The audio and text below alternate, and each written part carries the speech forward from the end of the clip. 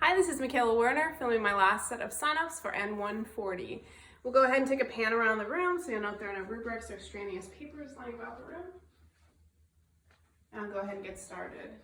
The first thing I would note about my patient are the diagnoses. I would also note the orders and the frequency of those orders.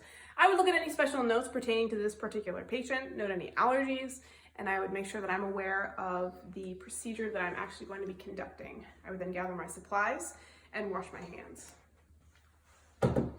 Hello, how are you? My name's Michaela. I'm going to be your student nurse. Okay. Can you tell me your name and date of birth? Lindsay Henry, August 24th, 1992. Let me just see your wristband. All right, that looks good.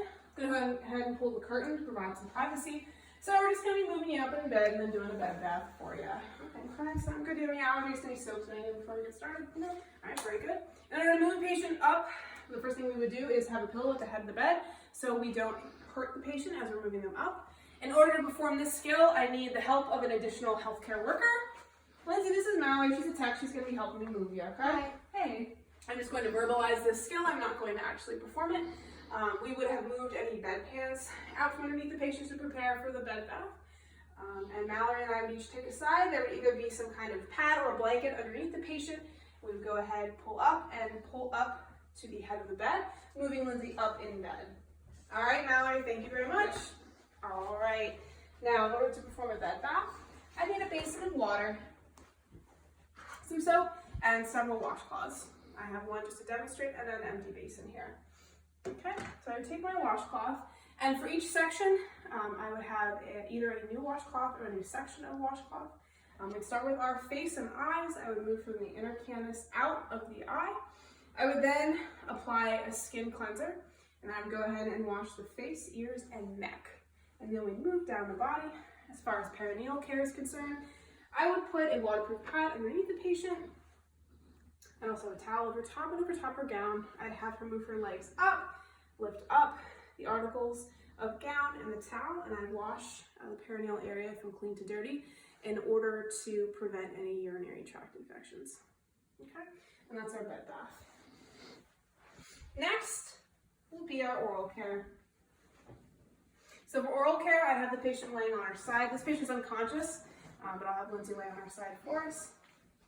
I have my toothbrush and toothpaste here. Okay, very good.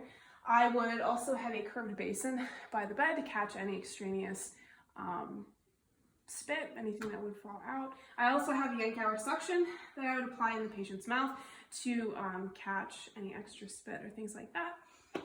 And I'd have that at the proper suction, which is between 80 and 120. I would put toothpaste on my toothbrush, and then I would brush teeth and gums and the tongue. I would rinse appropriately, and I would use a washcloth and dry the tongue and around the chin and things like that. And that is our oral care. Moving along to ambulation. If the patient was in the supine position, we would just support them as needed. In order to put the patient in a lateral position, I'd have them laying on their side with an upper arm here, lower arm here, upper leg here, lower leg here. I want to make sure the shoulders are in line with the trunk, and you also want to make sure that the patient is not leaning, favoring one shoulder over the other to prevent any pain. You'll put one pillow underneath the upper arm for support, and another pillow underneath the lower leg and above the thigh for support as well. Okay, we're also going to take a pillow. I'm unable to roll this one, but you'd have a rolled pillow, and you put it up against the back for support. And that is the lateral position. All right, Lindsay, I'm gonna move my pillows here.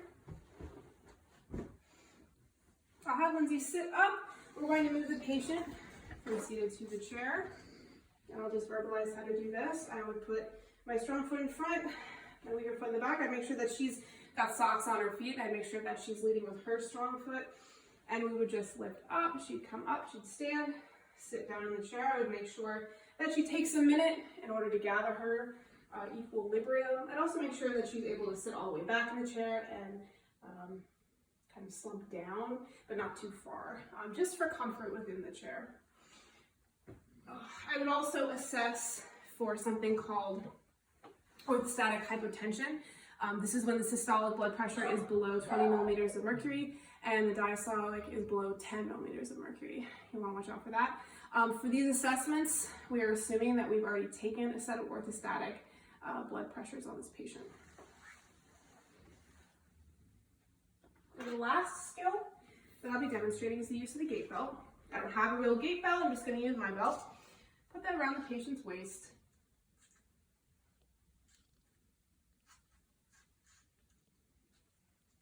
Okay. And again, position my legs. I'm going to rock the patient. We're going to go 3 times. On the 3rd time, we're going to get up, okay? We're just going to go 1, 2, 3, and up we go. Very good. And we're going to ambulate just out to here. We just want to stay close with the patient, just to be sure. And again, we want to give the patient, we'll just walk back. We want to give the patient a minute to get to their body's equilibrium. And then sit them down. Good. And take the gait belt off. All right. Thanks, Lindsay. We'll be back in to reassess in a little while. Okay. Again, this is Michaela. I'm doing my sign-offs for N140. We'll do one more pan about the room.